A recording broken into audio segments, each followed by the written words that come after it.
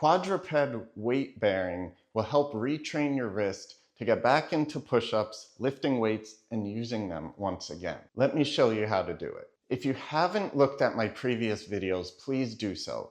This is a more advanced exercise, and you need to follow the protocol from the previous videos in order to do this one safely. You can find the previous videos in the description below. You get on your hands and knees, hands shoulder width apart. You're going to put weight on your hands by leaning forward. So we're putting pressure on the wrists, and then we come back. Again, let's lean forward and back. And do this about 5 times. Next, we're going to go side to side. So there's a lot of pressure now on the left.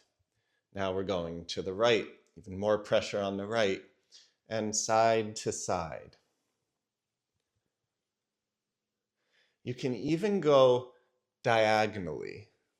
This just targets different musculature, different ranges in the wrist, which is important for when you go back to lifting, push-ups, or using your wrists in general. And you want to do that, like I mentioned, 5, 10, 15 times. Now, more advanced, you get onto your hands and toes, so you're getting in a push-up position, and just go side to side for this one. And you probably don't want to do too many of these. Just do about 5 on each side.